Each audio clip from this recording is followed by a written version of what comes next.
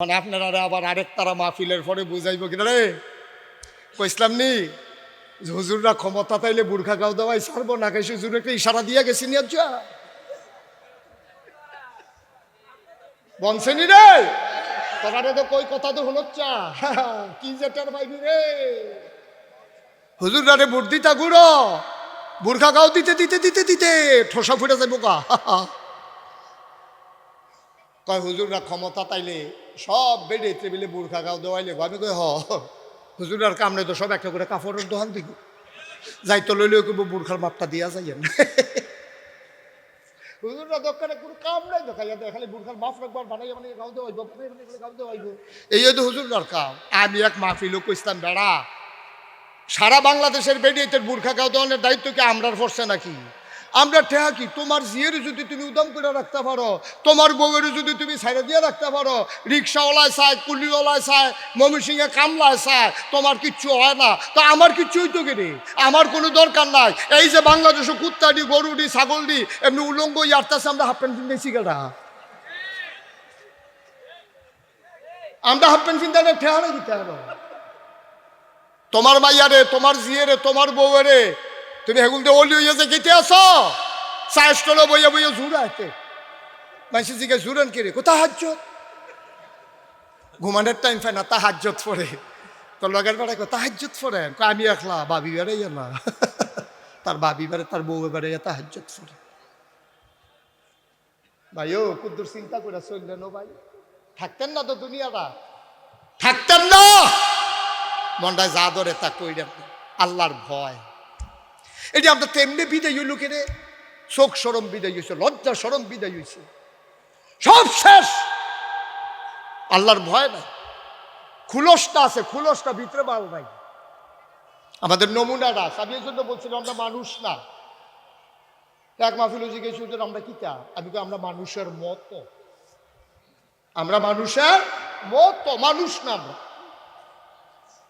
আচ্ছা আপনারা কোনোদিন কি দেখছে যে একটা কুত্তারে 15টা কুত্তা কামড়াইয়া মাইরা গুস্ত খাইয়া লাইতে আছে এরকম দেখছেন কোনক্ষণ কুত্তায় বেশিতে বেশি হইলে কি করে আমি আবার ফলো করি রাইতে বেরিয়ে ভয় থাকবো না কার কথা কনা ভয় থাকবো কার একেবারে সুইটটা ফলাটাও যদি আল্লাহরে ডরায় বুড়া বেড়ারাও যদি আল্লাহরে ডরায় তাহলে তার জন্য নাজাত পাওয়া সেকেন্ডের বিষয় সেকেন্ডের বিষয় যা করেন দেখেন শুধু আল্লাহ সাইহারি শুধু আপনি বিশ্বাস করেন তো আপনি বিশ্বাস করেন না আপনি কইবেন আপনারা কইবেন যে হুজুর আপনি আমরা এত বড় কথাটা কইলেন আমরা বিশ্বাস করি না না করেন না আমি যদি এখন কই ও আমি শীতলাইন মাদ্রাসার কাছে দিয়ে আইছি কোনো মতে জান্ডা লই আইছি দেখছি একটা বড় বাঘ এমনি খাপ্পাইতে বইয়া রইছে যারে ফায় তারে খালি এমনি একটা বেসকি দেয় হাতে বেহুশ হইয়া জিজ্ঞা আমি কোনো মতে জান্ডা লইয়া আইছি ওয়াজ আছে দেখা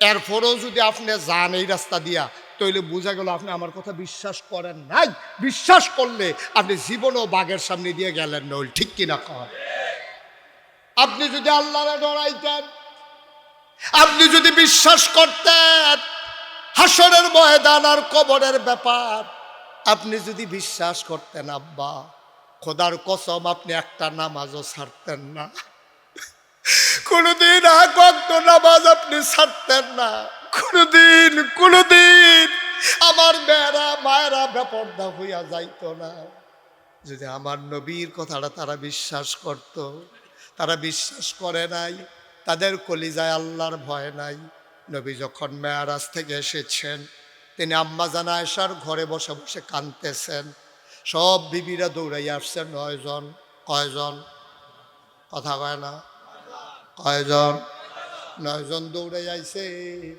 নবীজি কাঁদতে আছে গাল বাইয়া বাইয়া পানি পড়তে আছে আম্মা জান আয়েশা সাহস করে জিগায় নবী গো ও নবী আপনি কি রে কাঁদেন আমাদের আচরণে কি আপনি অসন্তুষ্ট নাকি আল্লাহর নবী কয় না তোমরা আচরণের কারণে কান্দি না গতকালকে আমি না কি দেখলাম কয় কি দেখলেন কয় আল্লাহ আমাকে মেয়ারাজে নিছিল মেয়ারাজে যাওয়ার পরে জিবরাইল আমার লগে আছে সফর সঙ্গী আমার এই জিগায় নবী শব্দ সারলেন জান্নাত রাগদুর চাইবেননি আপনার লাগিয়া আপনার উম্মতের লাগিয়া যে জান্নাত বানাই রাখছি চাইবেন নি?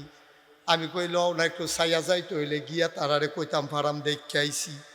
আমারে জান্নাত লইয়া গেছে, গিয়া দেখি কি মজার আরামের ব্যবস্থা। আমি দেখা বাড়ি আইছি, আমি কই সারব দেখছি। কয় আবার কুদুর জাহান্নামটা চাইবেন নি? আমি না করছিলাম। জাহান্নাম আমারে দেখাইও না, আমার বড় ভয় লাগে। আমারে জাহান্নাম দেখাইও না, আমি সহ্য করতে পারবো না। কয় একটু দেখা যান, বুঝাইতে সহজ হইব। নবীজি কয় আমারে যখন জাহান্নামের কিনারো নিছে, গিয়া দেখি সুন্দরী ষোড়শী কুমারী যুবতী মেয়েরা, কি সুন্দর গায়ের রং দুধে আলতায় মেশানো, নখগুলো তার লম্বা লম্বা, পিতল আর লোহা দিয়া বানানো। আমি বললাম জিবরাইল ওরা কারা? কয় চিনছেন না? আপনার উম্মতের একটা অংশ, যারা শীতলাই কলেজও ক্লাস করতো আইয়া ওই বাজারের ভিতরে ঘুরছে, নিজে বেফর্দা হইয়া যে বেড়ায় মসজিদও গিয়া বইয়া রয়েছে, আসর ফরতো গেলে একবারে আশা ফুরাইছে, নিজের বউয়েরে সাইরা দিয়া রাখছে। এবার আর দিন দুনিয়ার খবর নাই, নিজে একলা একলা অলি হইয়া যায় গেইতে আছে, বউয়েরে বেফর্দায় সাইরা দিয়া রাখছে। চিনছেন না এরা কেড়া? আমরা মসজিদের ইমাম সাহেবে। এবার মসজিদের ইমাম সাহেব আর মাইয়া সাইডা দিয়া রাখছে কলেজও। রাইতে 8টা বাজে, তাই ওহনো আইল না, তাইর কোনো খবর নাই। আমি না কইসলাম গরুর মাথার দাম আছে, মানুষের মাথার দাম নাই।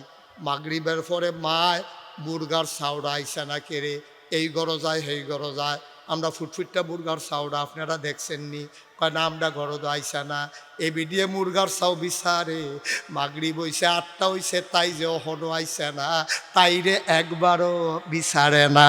ঠিক কিনা? বিয়ার উপযুক্ত মাইয়া রাইতের বেজে গেছে গা 8টা। শীতকালে রাত 8টা কি কম রাত? 5টায় সন্ধ্যা হয়েছে, 3 ঘন্টা ফাড়ি গেছে গা। বিয়ার উপযুক্ত মাইয়া তাই গেল কো? মার এই চিন্তা নাই, মুরগাটা গেল কো? এইটা লইয়া বিডির চিন্তা। এই গরো যায় হারিকেন লইয়া, এই গরো যায় বাতি লইয়া, উমুক রেজি গায় তুমুক রেজি গায়। হুজুরে 50টা দিয়েছে, মসজিদের মাইকে গুদুর ঘোষণা দিত, একটা ফুটফুটটা মুরগার সব হারানো গেছে। কিন্তু তাই যে গরই বড় হলো রাইতের মাঝে 8টা। তুমি আম্মা তাহাজ্জুদ পড়ো, শাবান মাস আইলে তুমি ফলারে ফাড়ো ইমাম সাহেবের কাছে। রোজাটা কোন দিন শুরু হইব জিগাইয়া আছেন কুদ্দুরা? সোয়ালের রোজাটা কবে? আমার তুমি নফল রোজা রাখো, আর মাইয়ারে উদম করে ছাইরা দিছ, তোমার নফল রোজার কোনো দরকার নাই। ঠিক কিনা? তুমি মাইয়ারে ঘর রাখো। মানে আপনারা আবার আরেক তারা মাহফিলের পরে বুঝাইব কিনা রে? কইসলাম নি হুজুররা ক্ষমতা তাইলে বুর্খা গাও দেওয়াই ছাড়বো না। কাছে হুজুর একটা ইশারা দিয়ে গেছি নি আজ্জা বনসেনি রে, তোমারে তো কই কথা তো হলো চা কি যেটার বাইবি রে। হুজুররা রে বুট দিতা গুড়ো, বুর্খা গাও দিতে দিতে দিতে দিতে ঠোসা ফুটে যাবো কা। কয় হুজুররা ক্ষমতা তাইলে সব বেডে টেবিলে বুর্খা গাও দেওয়াইলে। আমি কই হ, হুজুরার কামড়ে তো সব একটা করে কাপড়ের দোকান দিব, যাইতো লইলে কইব বুর্খার মাপটা দিয়া যাইয়েন। হুজুররা দোকানে কোনো কাম নাই, দেখাইয়া দেয় খালি বুর্খার মাপ রাখবার বানাইয়া মানে গাও দেওয়া হইব, গাও দেওয়া হইব। এই তো হুজুররার কাম। আমি এক মাহফিলও কইতাম বেড়া সারা বাংলাদেশের বেডিয়েতের বুর্খা গাও দেওয়ানোর দায়িত্ব কি আমরার পড়ছে নাকি? আমরা ঠেহা কি? তোমার জিয়ের যদি তুমি উদম করে রাখতে পারো, তোমার বউয়ের যদি তুমি ছাইড়া দিয়ে রাখতে পারো, রিক্সাওয়ালায় চায়, কুলিওয়ালায় চায়, ময়মনসিংহে কামলায় চায়, তোমার কিচ্ছু হয় না। তো আমার কিচ্ছু হইতো কেনে? আমার কোনো দরকার নাই। এই যে বাংলাদেশে কুত্তাডি গরুডি ছাগলডি এমনি উলঙ্গ ইয়ারতাছে, আমরা হাফ প্যান্ট কিনতেছি কেটা? আমরা হাফ প্যান্ট কিনতে ঠেহারে দিতে হবে। তোমার মাইয়ারে, তোমার জিয়েরে, তোমার বউয়েরে তুমি হেগুল দিয়ে অলি হইয়া যে গেতে আসো, চাষ টলো বইয়া বইয়া জুড়াইতে মাইসি জিজ্ঞাসা জুড়েন কে রে? কোথা হাজ্জত? ঘুমানোর টাইম পায় না, তা হাজ্জত পড়ে। তোর লগের বেড়ায় কোথা হাজ্জত পড়েন? আমি একলা, বাবি বেড়াই না, তার বাবি বেড়ে তার বউ বেড়ে তা হাজ্জত পড়ে। ভাই ও কুদ্দুর চিন্তা করে চললেন ও ভাই, থাকতেন না তো দুনিয়াটা, থাকতেন না। মনটায় যা ধরে তা কইরেন, আল্লাহর ভয়। এটি আমরা তেমনি বিদায় হইল কেনে, শোক সরম বিদায় হয়েছে, লজ্জা সরম বিদায় হয়েছে। সব শেষ। আল্লাহর ভয় নাই, খুলসটা আছে, খুলসটা ভিতরে মাল নাই। আমাদের নমুনাটা আছে। আমি এই জন্য বলছিলাম আমরা মানুষ না। এক মাহফিল জিজ্ঞেস করছেন আমরা কি তা, আমি তো আমরা মানুষের মতো, আমরা মানুষের মতো, মানুষ না আমরা। আচ্ছা, আপনারা কোনোদিন কি দেখছে যে একটা কুত্তারে 15টা কুত্তা কামড়াইয়া মাইরা গুস্ত খাইয়া লাইতে আছে? এরকম দেখছেন কোনক্ষণ? কুত্তায় বেশিতে বেশি হইলে কি করে? প্রথম ধমক দিয়া কয় সীমানা পরিশোধ করে। আমরা জানি তোমরা এগুল এই গাছ পর্যন্ত না তোরার, আমরা না এগুলটা, তুই এগুলো এসব করে। হাতে আবার কয় সুহে দেহি হ বয়স হয়েছে না, ধমকাস কীর্তি। তারপরে তখন তে ওই 2 পাওয়ার বাস দিয়ে ল্যাঞ্জা ঢুকাই কয় স্যারেন্ডার, সরি। তো সরি কইলে তাহলে একটা ধমক দিয়া দেয়, হেগুলটা দিয়াতে আবার সিল্লান দেয় আইও এগুল। এটা হইলো কুত্তার কাজ্যা। এত বেশি আর না, দিয়ে একটা ফাতলা ফাতলা কামড় টামড় দেয়, বেশি মেজাজ দেখাইনি। কিন্তু কুত্তায় কুত্তারে ফিটটা কামড়াইয়া মাইরা লাইছে আমার জীবনে আমি দেখি নাই। আপনারা দেখছেন? এই বাংলাদেশে 92% জন লোক মুসলমান। আমরা এই দেশে নিজের চোখে দেখলাম, প্রিন্ট মিডিয়া ইলেকট্রনিক্স মিডিয়ার সুবাদে আমরা দেখলাম রাজধানীতে রাজপথে আমার যুবকগুলারে লাঠি দিয়ে পিটাইয়া হত্যা করে সেই লাশের উপরে নৃত্য করেছে মানুষ। ঠিক কিনা? আমরা এরপরেও মানুষ, আমরা মানুষের মতো মানুষ। ঠিক কিনা কও? আমরা মানুষের মতো মানুষ না। ভয় কারে কয়? ছোট্ট একটা কথা বলে শেষ করে দিচ্ছি। আল্লাহর নবী দুনিয়াতে নাই। আবু বকর সিদ্দিক রাদিয়াল্লাহু তাআলা আনহু তাকে ক্ষমতায় বসানো হলো। উনি হলেন খলিফাতুর রাসূল। এরপরে 3 জন খলিফা এসেছেন, ওমর, উসমান, আলী। তাদের উপাধি হইল খলিফাতুল মুসলিমিন। তারা রাসূলের খলিফা না, মুসলমানের খলিফা। আবু বকর রাদিয়াল্লাহু তাআলা আনহু ওনার ইন্তেকাল হয়ে গেল। সবাই যার যার মতো পেরেশান। নবীজি নাই, আবু বকর নাই, কে এখন ইসলামটারে চেয়ে রাখবে? সবাই গেল ওমরের কাছে। ওমর, ওমর, তোমার ব্যাপারে আমার নবী অনেক সুন্দর কথা কইছে। আনা খাতামুন নাবিয়্যিন লা নাবিয়্যা বাদি, আমি হইলাম সর্বশেষ নবী, আমার পরে আর নবী নাই। ওমর, নবীজি কয় ওমর রে, ওমর, নবুয়তের দরজা যদি খোলা থাকতো রে, তাইলে আমার পরে তুই ওমর নবী হইতি। মানুষটার ওজনটা কি কম না বেশি? আহারে জুড়ে কয় না, কম না বেশি? কত বড় কথা! নবীর দরজা খোলা নাই রে, খোলা থাকলে কারবারটা ঘটতে গেছিল, তুই এলে নবী হইলি। এটা কি যেমন তেমন কথা মনে করছে? উমরের ব্যাপারে নবীজি এই কথা কইছে। এই উমর, আবু বকর দুনিয়াতে নাই। সবাই গিয়া কয় উমর, আপনি আমাদের পরবর্তী প্রেসিডেন্ট হবেন। উমর কয় ডর করে, আমারে প্রেসিডেন্ট বানাইও না। সকলে কয় না, আপনি ছাড়া আর কারা হইব। এবার উমরে কান্না শুরু করছে, ভাই আমারে যে তোমরা প্রেসিডেন্ট বানাইতে চাও, আমার শাসন আমলে ফুরাত নদীর তীরে একটা কুকুর যদি না খেয়ে মারা যায়, ওই কুকুরটা কিয়ামতের ময়দানে আল্লাহর দরবারে যদি বিচার দেয়, আল্লাহ উমরে খলিফা ছিল আর আমি কুত্তা কেন না খাইয়া মারা গেল, জবাব চাই। কিয়ামতের ময়দানে আমি কি জবাব দেব? এই ভয়ে আমি উমর খলিফা হইতে চাই না, আমারে মাফ করো, আমি মাফ চাই। সবাই কয় না, আপনি ছাড়া কে হবে?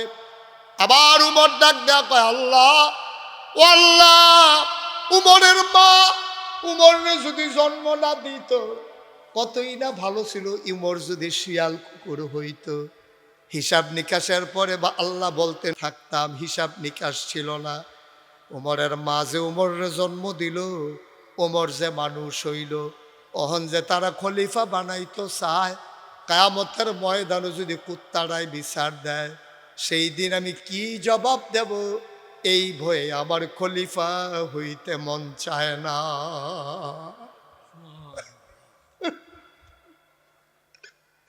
অর্ধেকটা পৃথিবীর প্রেসিডেন্ট, অর্ধেকটা পৃথিবীর প্রেসিডেন্ট উমর, ৩১ লক্ষ বর্গ মাইল স্থলভাগ আর জলভাগ মিলিয়ে অর্ধেকটা পৃথিবী। একটা মিষ্টি কুমড়া সমান করে কাটলে যেমন, পৃথিবীটা 2 ভাগ করলে এমন। অর্ধেকটা পৃথিবীর প্রেসিডেন্ট ছিলেন উমর। ওমর কয়, না ভাই মাপ চাই, আমারে তোমরা খলিফা বানাইও না। এই উমর রাদিয়াল্লাহু তাআলা আনহু কেমন কলিজায় ভয় শোনো। উনি যখন আবার ওই খলিফা হয়ে গেলেন, রাত্র যখন হয়ে যেত, চামড়ার একটা চাবুক লইয়া আসার পরে আধা ঘন্টার মতো বিশ্রাম লইয়া তিনি চামড়ার চাবুকটা নিয়ে বের হয়ে যেতেন, চলে যেতেন অজপাড়াগায় নিবৃত পল্লীতে, বর্ডার বেল্টে, সীমান্ত এলাকায় ঘুরে ঘুরে পাহারা দিতেন। কে খায় কে খায় না, কে ঘুমায় কে ঘুমায় না। ঘুমাই গেছেন আপনারা? তো এতে ভালো জায়গা সুবহানাল্লাহ গিয়া কনের লেগে এতে ভালো জায়গা পাইবেন কখন? জোরে কোন সুবহানাল্লাহ। অর্ধেকটা পৃথিবীর প্রেসিডেন্ট রাইতের বেলা ঘুরে আডে পাহারা দেয়, কেডা খায় কেডা খায় না, কেডা ঘুমায় কেডা ঘুমায় না। ঘুরতে ঘুরতে ঘুরতে ঘুরতে চলে গেলেন অজপাড়াগায় নিবৃত পল্লীতে, বর্ডার বেল্টে, সীমান্ত এলাকা। শেষ রাত, পাখিগুলো ঘুমিয়ে পড়েছে আপন নীড়ে, গরুগুলো ঘুমায় গোয়াল ঘরে, বাওয়ারিশ কুকুরগুলো নিরাপদ আশ্রয়ে, ছোট্ট শিশুরা মায়ের বুকে ঘুমায়, আর প্রিয়তম স্বামী প্রিয়তমা স্ত্রীকে নিয়ে ঘুমায়। কেউ জাগনা নাই। ওমর ঘুরে ঘুরে পাহারা দেয়। হঠাৎ করে শুনতে পেলেন দুটি বাচ্চার কান্নার আওয়াজ। দিলেন দৌড়, দৌড়ে দৌড়ে দৌড়ে দৌড়ে গিয়ে দেখেন সীমান্ত এলাকায় একটা ছেঁড়া তাঁবু, 2টা বাচ্চা উপর হয়ে শুয়ে আছে, পেটের নিচে 2টা পাথর দিয়া রাখছে। বাচ্চাগুলা কান্দে, আম্মা আম্মা আম্মা গো, ও আম্মা 3 দিন হয় খাবার খাই না গো আম্মা। সকালবেলা তুমি বলেছ এটার নাম মদিনা, এখানে কুকুর সহ না খেয়ে থাকে না। কই তোমার মদিনা, কই তোমার উমর? সকাল থেকে দুপুর হলো, দুপুর গড়িয়ে বিকেল হলো, গধূলি লগ্ন, সব ঘুমিয়ে পড়ল, মাঝ রাত পার হয়ে যায়। কই তোমার উমর, কই তোমার ইসলাম? কেউ তো খবর নিল না, কেউ তো আমাদের খোঁজও নিল না। খাবার দাও নাইলে বাঁচবো না আম্মা। মহিলা মিথ্যা সান্ত্বনা দেয়, পাতিলার ভিতরে পানি আর পাথর নিয়ে কাঠি দিয়া নাড়ে। ডাক দেয়া কয়, বাবা ঘুমাই পড়ো, রান্না হলেই ডাকবো। মহিলা মনে করছে ঘুমাই গেলে তো আর বিরক্ত করবে না, ঘুমিয়ে পড়েছে বাচ্চারা। ওমর এই দৃশ্য দেখা দিলেন দৌড়, রাষ্ট্রীয় গোডাউনের দরজায় দৌড়ে দৌড়ে গিয়ে দাঁড়ালেন, সালাম দিলেন, দরজা খুলে দেওয়া হলো। ওমর কয়, তাড়াতাড়ি বস্তার ভিতরে আটা ঢোকাও, খেজুর ঢোকাও। কি দেখলাম রে কি দেখলাম, তাড়াতাড়ি ঢোকা। আটা ঢুকানো হলো, খেজুর দেওয়া হলো, বস্তার মুখ বেঁধে দেওয়া হলো। ওমর কয়, ধরে মাথায় উঠাই দাও। ওমর তাকায় দেখে পিছনে 2জন লোক দাঁড়িয়ে আছে। ওরা কারা, ওদের কি কাজ? ওরা কয়, আমরা রাষ্ট্রের কর্মচারী, আপনি সামনে সামনে হাঁটেন, কোথায় নিতে হবে আটার বস্তা আপনি যান। ওমর কয়, না, বস্তা তো তোমাদের মাথায় দেওয়া হবে না, দায়িত্ব আমার, বস্তাও থাকবে আমার মাথা। মেম্বার সাহেব, হ্যাঁ উমর মেম্বার, আমার কথা না, উমর মেম্বার, চেয়ারম্যান, উপজেলা চেয়ারম্যান, এমপি, অর্ধেকটা পৃথিবীর প্রেসিডেন্ট, মাথার উপরে আটার বস্তা। কি বুঝবেন আপনি?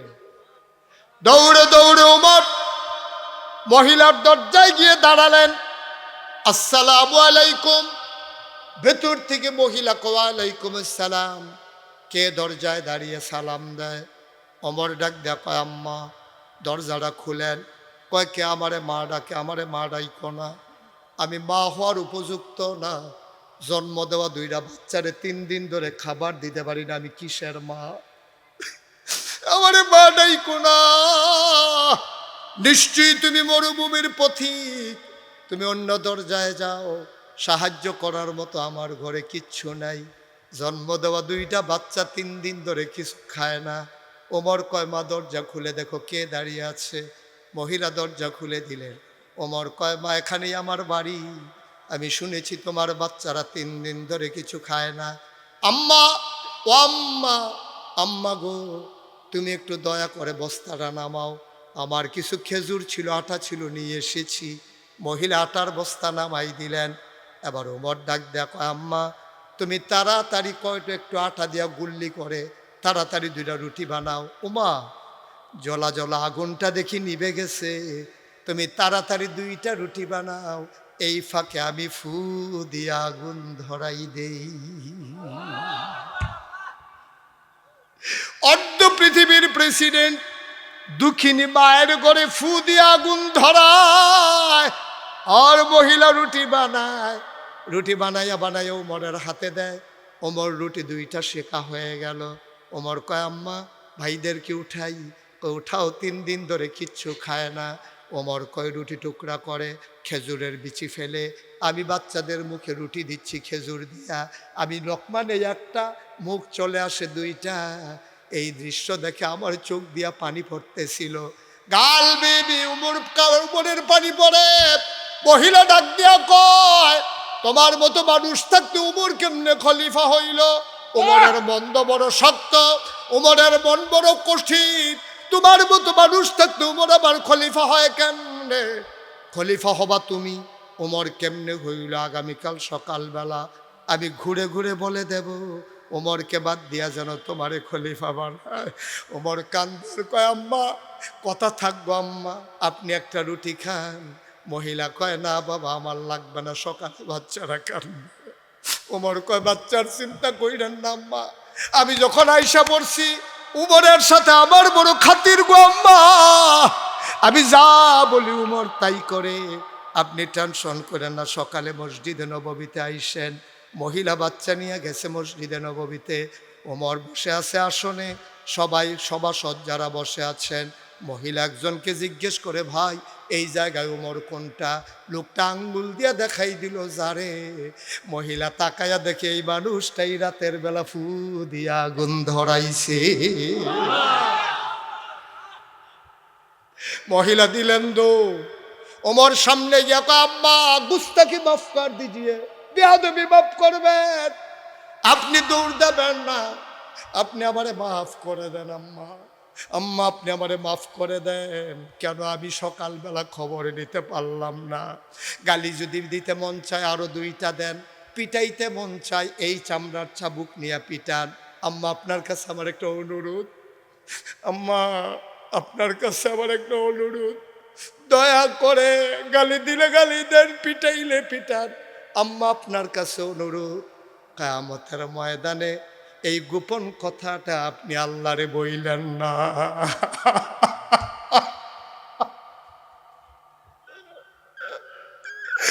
গত রাইতের কথাটা আপনি আল্লাহরে জানাইয়েন না, আল্লাহর কাছে বিচার দিয়ে আল্লাহ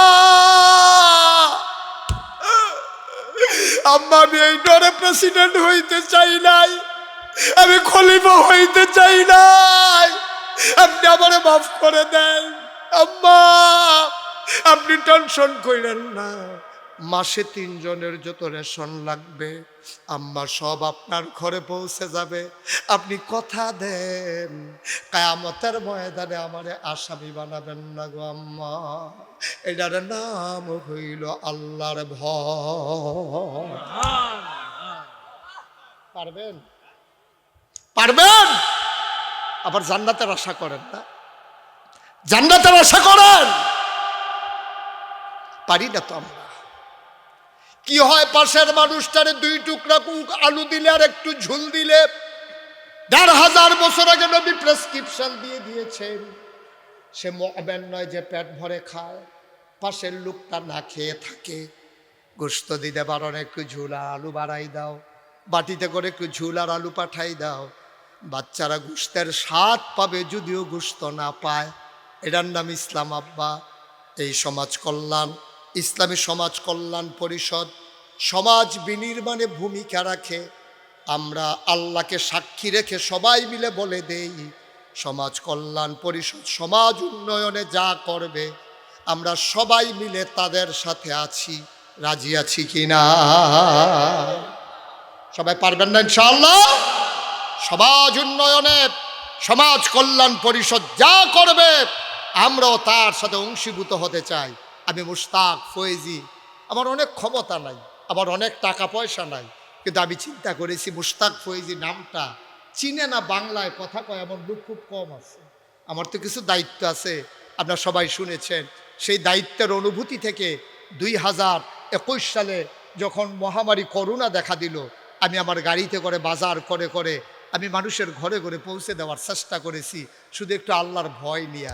আমি চেষ্টা করেছি 2024-এর বন্যায় আমি 15 দিন আমার পরিবার থেকে বিচ্ছিন্ন ছিলাম।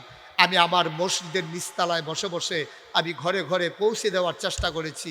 আমি বুক পানি ভেঙে ভেঙে মানুষের ঘরে যখন গেছি, তারা আমারে দেখে কাঁদছে, কই হুজুর আপনি জীবনে ফানিত নামেন না, আর আপনি বুক ফানিত নামা গেছে। আমি আপনারা সবসময় দেখেন, আমার দেখতে মন চায় না। আমার অনুভূতি থেকে আপনাদের জন্য, এই এলাকার মানুষের জন্য, আপনারা জানেন 30 কোটি টাকা বাজেটে নিচতলায় হাসপাতাল, দোতলায় 3 তলায় মসজিদ, যেখানে নামাজ পড়বে 6000 লোক। আল্লাহর খাস মেহেরবানি দোতলার ছাদ হয়ে গেছে। আজকে জমাবারে দোতলায় নামাজ উদ্বোধন করেছি, বলেন আলহামদুলিল্লাহ।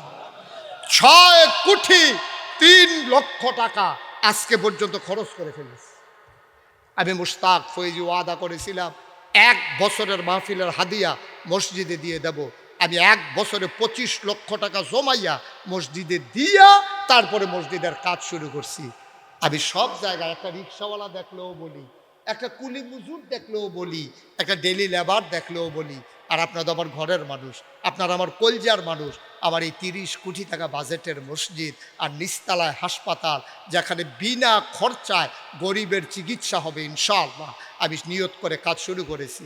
দয়া করে কেউ যদি মনে করেন যে হুজুর এই বিশাল স্বপ্নের সাথে আমরাও জড়াতে চাই, আমরাও আপনার পাশে থাকতে চাই, মোস্ট ওয়েলকাম, আহলান সাহলান মারহাবা, আপনাকে আমার মসজিদে স্বাগত। কেউ যদি মনে করেন যে হুজুর আমি 5,000 টাকা দিয়া, 1,000 টাকা দিয়া, 500 টাকা দিয়া, 100টা টাকা দিয়া আপনার মসজিদে আমি শরীক থাকতে চাই, আমি প্রাণ ভরে দোয়া করে দেব। এ মসজিদ আমার স্বপ্ন, আমি ঘুমাইতে যাই ঘুমাইতে পারি না, আমি স্বপ্নে দেখি মসজিদ, আমি খাইতে গেলে চোখের সামনে মসজিদ ভেসে উঠে। আপনাদের জন্য আমি প্রাণ ভরে দোয়া করব। আমার মসজিদের জন্য একটা লুকো খালি যাইয়া না। ভাই কোনোদিন মুশতাক ফয়েজি হাত পাতে নাই। আমার এই মসজিদের জন্য আমার কোনো শরম নাই। আল্লাহর ঘর মসজিদ আর গরিবের জন্য হাসপাতাল, সবাই মিলে আমরা শরীক থাকবো ইনশাআল্লাহ। পারলে আপনি 2টা টাকা দেবেন, তাও না দেওয়ার চাইতে ভালো। আল্লাহ যেন কবুল করে, সবাই পড়ে আমিন। আমার যারা ইউটিউবার আছো একটু ভেতরে ঢুকো, একজন ঢুকো খালি দিয়েন না, হ্যাঁ সবাই 10টা টাকা, 20টা টাকা, 50, 100, 200 টাকা। আমি মুখতাসার আপনাদেরকে একটু দোয়া করবো। জানো বিসমিল্লাহ বলে ফকট হাত দেয়, ফলাবেন হাত দে, বুট খাইতে যাচ্ছে হাতে হাতে টহর কর। সবাই মিল্লা কম বেশি শরীক থাকে বন্ধুগণ। হ্যাঁ এই মুহূর্তে আমি দোয়া করব। হ্যাঁ দোয়ার আগে আমার পাশে যে বইয়া রয়েছে দেখছে দান্ডামইস, দাঁড়া শুধু জাল বেশি। মাশাআল্লাহ, শিক্ষা দীক্ষায় আমাদের জন্য একটা অহংকার, আমাদের গর্ব। আমাদের এই বুড়িচং ব্রাহ্মণপাড়াবাসী একটা শিক্ষিত সজ্জন মানুষ পেয়েছে, ডক্টর মোবারক হুসাইন, যিনি ইনশাআল্লাহ, মাইকটা খুলে দেন, খুলে দেন, হ্যাঁ উনি ইনশাআল্লাহ আমাদের এখানে এমপি পদপ্রার্থী নির্বাচন করবেন বাংলাদেশ জামাত ইসলাম থেকে।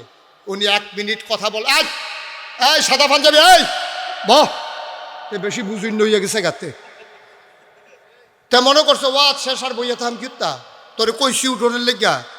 আপনারা সবাই শুনবেন, তারপরে আমি অনেকদিন ওই শীতলাই যাই না, শীতলাই ফিরসা হুজুরের লেগা, আমার চাচা আব্দুল হান্নান সাহেব, আমার দাদা, ওনার আব্বা, তো সবার লেগে আমরা একটু দোয়ার দরকার আছে না। এই এলাকার যারা এন্তেকাল করছে সবাই নিয়ে আমি একটু 1 মিনিট দোয়া করাম, এটা আমার দায়িত্ব। দোয়া করা এটা ওনাদের অধিকার, এটা ওনারা পায় আমার কাছে। সুতরাং এই দোয়ার আগে একজন উঠবেন না, আর একটা লোকও খালি যাইবেন না। আমি কিছু 2টা টাকা হইলেও দিবেন, 1000 2000 টাকা দিলে মরতেন না। এখন অনেক মানুষ আছে 1000 টাকা দিলে পারেন। আপনারা সবাই শরীক থাকবেন। আর আমরা এখন কথা শুনছি আমাদের প্রিয় নেতা ডক্টর মোবারক হুসাইন। ডক্টর মুবারক হুসাইন ভাই। আসসালামু আলাইকুম ওয়া রাহমাতুল্লাহি ওয়া বারাকাতুহু।